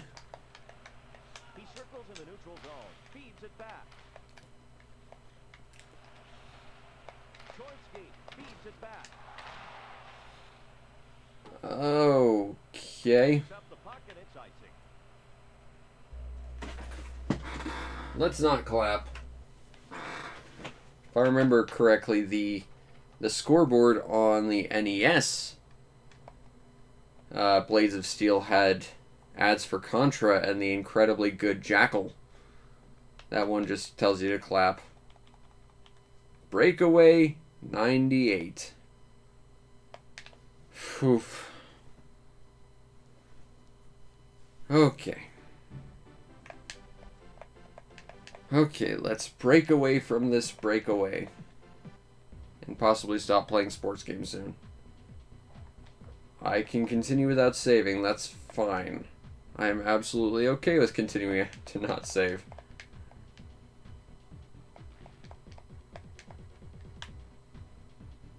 I'm not sure why it's taking so long to actually load anything, but here we go. So if you set it to exhibition, you can just cancel out of it by pressing A. That's weird. Okay, this looks so muddy. I hope you didn't pay for your advertising in this game, because it's going to be hard to tell what any of this crap is, although it does appear to just be Acclaim and Iguana, which is a branch of Acclaim. Their mascot got their own game, and it was exactly how it was. That's how it was. I honestly can't speed that up, and that just booted us out. Well, that's good enough for me. That's a sign I don't want to keep playing that game. On to the final of this horrible sports nonsense bullshit thing I had to deal with. Oh god, remember when we were playing Mystical Ninja? That feels like a lifetime ago. I really just want to go back to that. Oh good, exhibition. Who wants to bet it's gonna break the moment we press A? I do. I'll bet that. Let's do it. Let's find out. All these interfaces look identical. We really put in a lot of effort in this game. Oh look, pressing a button, skipped it. Well, guess that's that.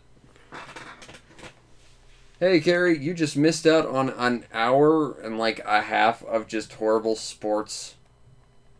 And I couldn't be prouder for you for not dealing with that.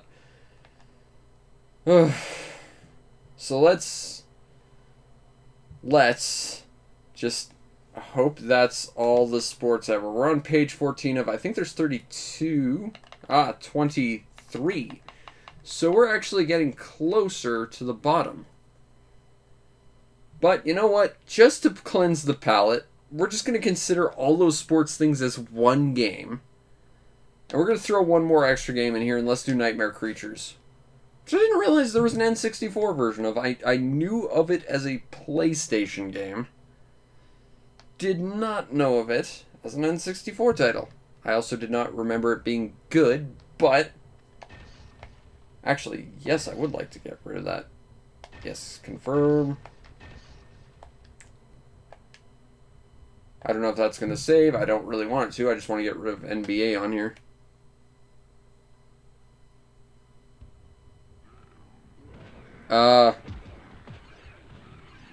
My favorite NHL team is whichever one has buzzsaws and flamethrowers.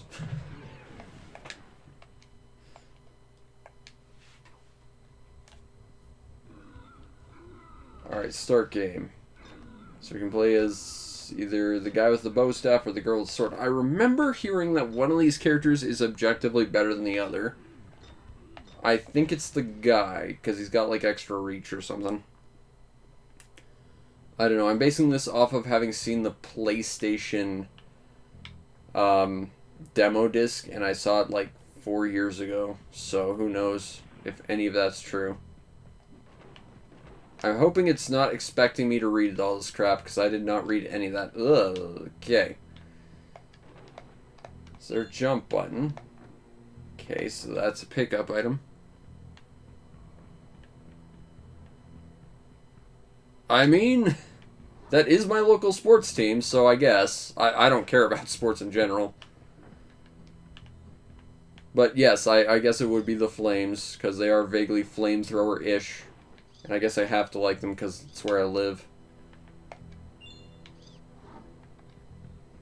Okay. Now if I remember, there were some monsters that show up that are a total pain in the ass to deal with. Yeah, it would be these guys. Okay, so what's the button to make you... Yeah, that worked out well.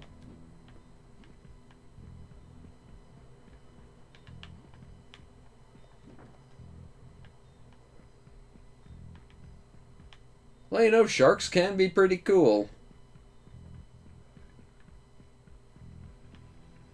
Okay, there's someone here. Whack. I do appreciate the fact that I freaking bifurcated a guy. I feel like something like this shouldn't be on the N64, but I kind of appreciate that it is. Oh god, it's one of those things again. Pop. I had a gun. Oh. Okay, so that's a... How do I pick up? Want to pick up gun now, please. A is kick. There we go. It's just, you have to be very precise. What's these? Oh, there is a jump button. Okay. Okay, so jump is C left. C right is strafe to the right. C down is block. C up is strafe to the left. What is this control scheme? Oh, good, and I just wasted my gun. Oh, that's fantastic. Okay.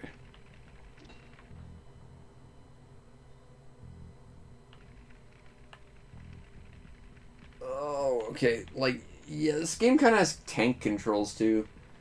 Like, if this had a sensible control scheme, it would actually be kind of not horrible.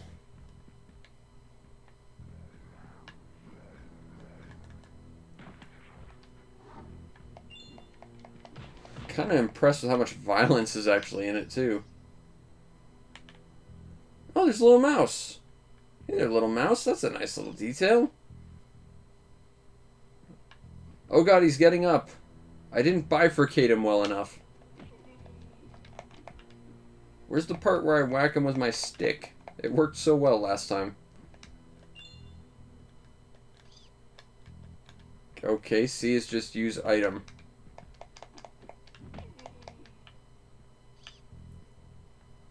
I don't know how I bifurcated the guy the first time, but... Oh, okay, so opening the door killed me. That's good. That's good. That's fantastic. There we go. See, that's what I was trying to do. That other guy was just special and didn't want to get bifurcated. Oh, I don't like these freaking werewolf guys. Okay.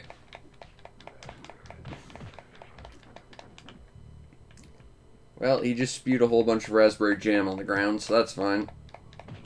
Ow. Alright, you're dead.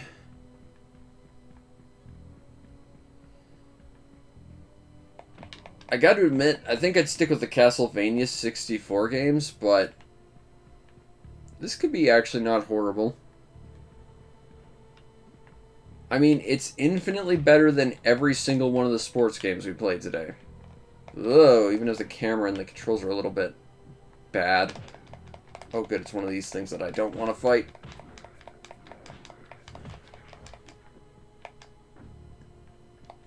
Okay, so I want to pick that up. Is that B? That is B. Now, jumping is that button. Not that you jump high enough to actually do anything.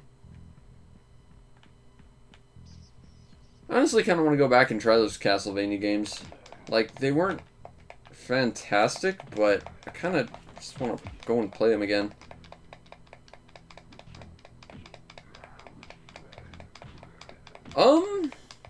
There are a few games I would like to play through on my multi-cart, honestly. I don't think this will be one of them, at least not anytime soon, but I've sort of thought about doing one of my favorite platformers, as well as one of my least favorite platformers on the system for some reason. I kind of want to give those ones more of a shot. I would be halfway tempted to do the Mystical Ninja games. I mean, we did spend an hour tonight playing them because I didn't want to do all the sports we did tonight, too. So, yeah, I could see myself playing through some stuff on this, but I would like to get through some of the other stuff we're playing through right now. Which will probably happen sooner rather than later. Oh, that thing came alive. That was interesting. I can't break that. I don't think this one, it's not in the top list of games I definitely want to play through. But, you know, it's not bad.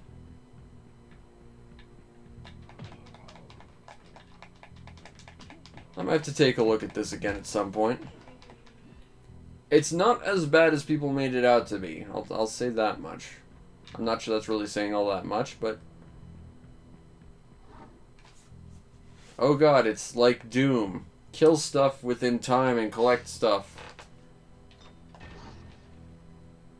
Oh god, yeah, people are definitely gonna remember those. Okay. Continue.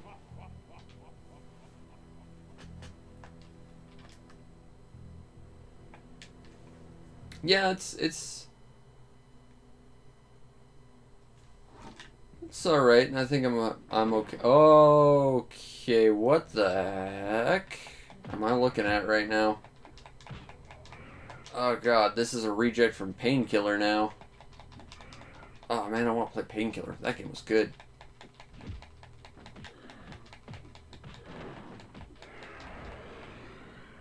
It's probably one of those games you can get on Steam from Pico Interactive, and then I get angry thinking about Pico Interactive and what they've done.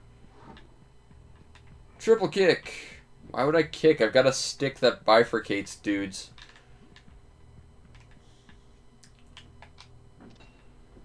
Okay, there, I hit the switch. Go, go, go, go. Ow! That's not fair. At all. Not cool, dude. Not cool. Now you get triple kicked.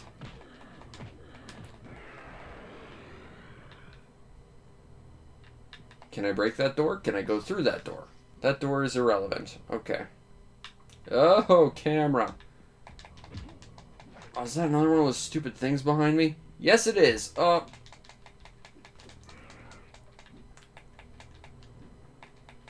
come on.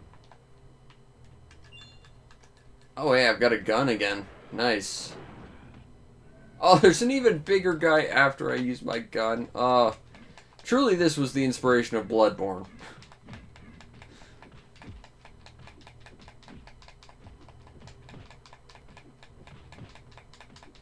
Wow, this guy is just bouncing off my attacks. I don't think this guy's dying.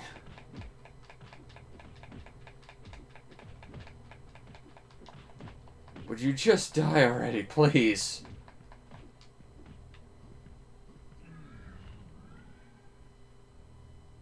Okay, so he was just stuck in a death loop. Not unlike that really terrible game Deathloop. Which I have to be reminded I played this year and to put it on one of my lists at the end of it.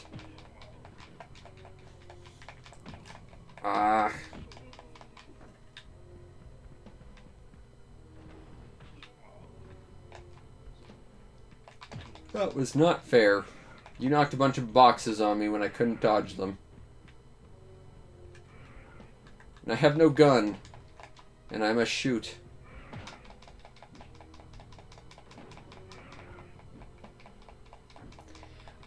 I know this was PS1.